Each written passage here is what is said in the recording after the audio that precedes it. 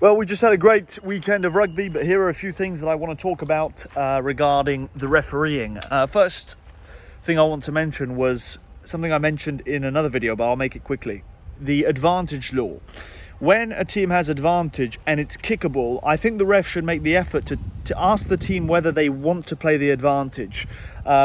Matthew Carley, I think he's one of the best referees in the game because he did that. During Fiji and Scotland, he would oftentimes give an advantage and just ask the number 9, call him by his name. You know, George Horne had a few advantages given to Scotland, and he would say, hey, George, do you want it? Do you want to use it?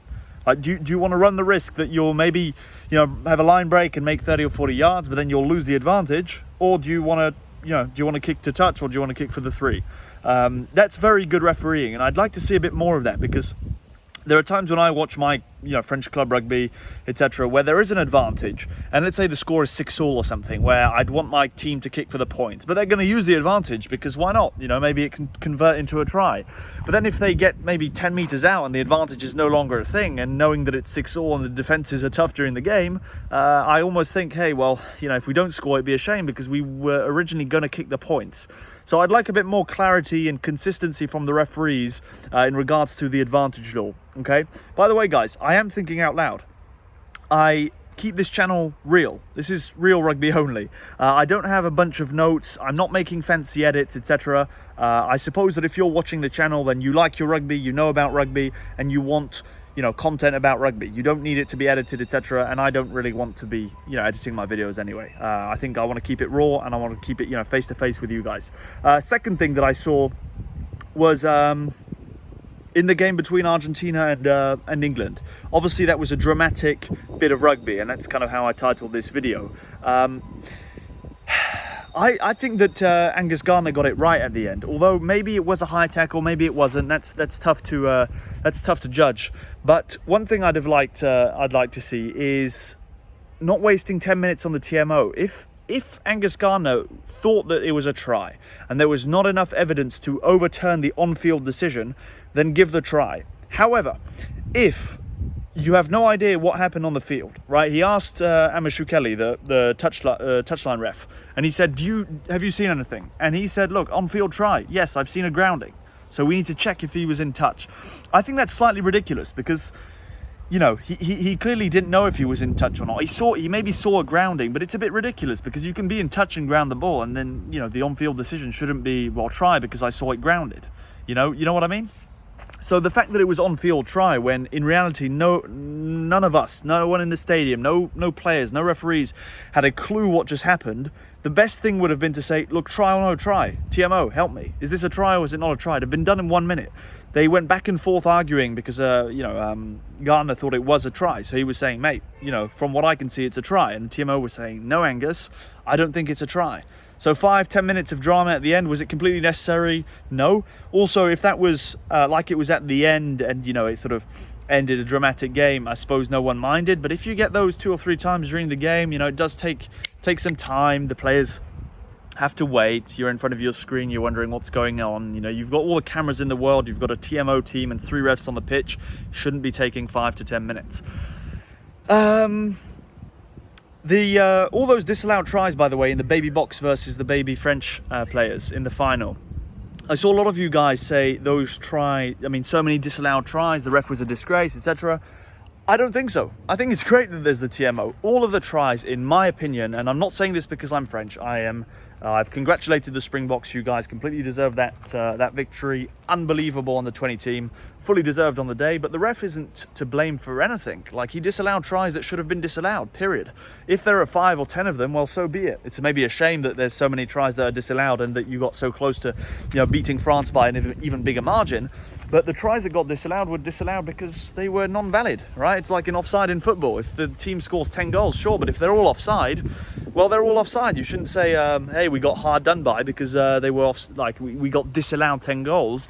No, you just scored 10 invalid goals. If that makes sense.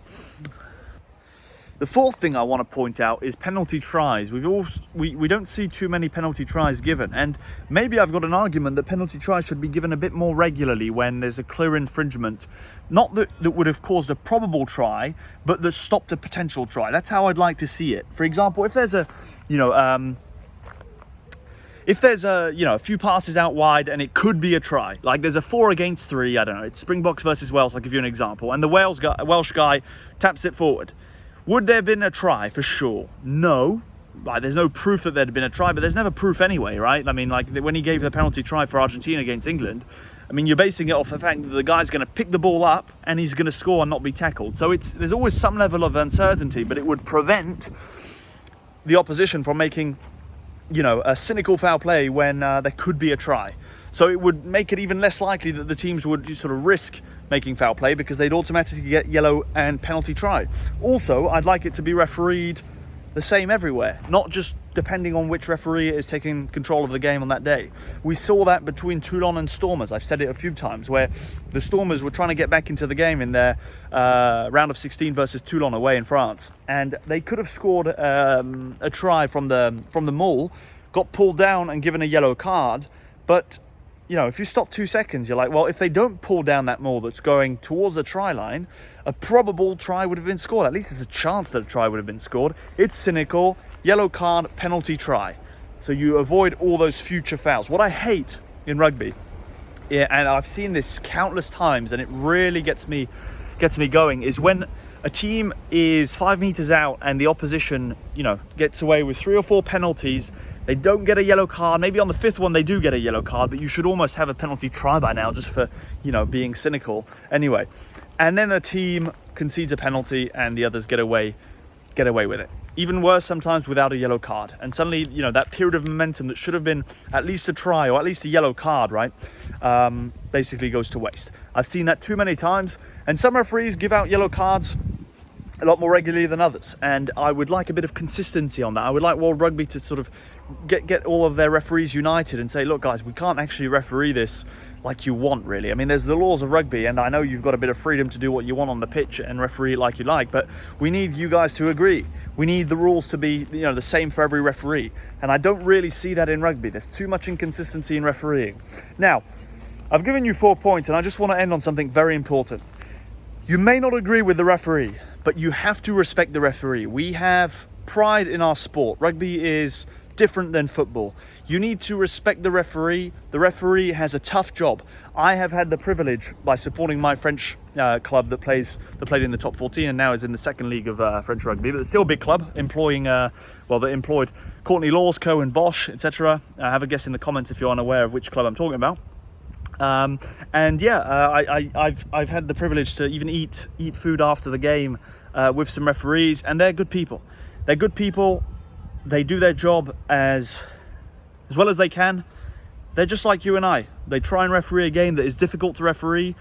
They are, as I said, training to be the best that they can, and they will make mistakes. You and I both know rugby is not easy to referee. So many calls on TV that we, from our couch with our beer, comment on. It's never easy to know what the truth is. And the referee, although he's 2 meters away from the ruck, you will miss things. There will be mistakes, and as other YouTube. I almost fell down there. As other YouTubers that talk about rugby often say, it never comes down to one decision, and I completely agree with that. There are 80 minutes of rugby. You hold the ball, you play rugby, etc. You can't base the match's outcome on one decision. You had plenty of time, if you talk about Argentina, to win the game earlier. You were playing 15 versus 13 for like a quarter of the game. Argentina should have won if they, played better on the day, literally. I mean, they had so many reasons to win, and England were really undisciplined, etc. So it doesn't come down to that final call. And yes, the referee can make a mistake, although I believe that Angus Gardner did not make a mistake. I think he's a very good guy. He seems like a wonderful person, and I don't think he's to blame for not giving a try to Argentina on the bell. So thanks for watching, guys. Have a nice Sunday. I'm going to be watching a bit of cricket now, and that's about it. See you soon.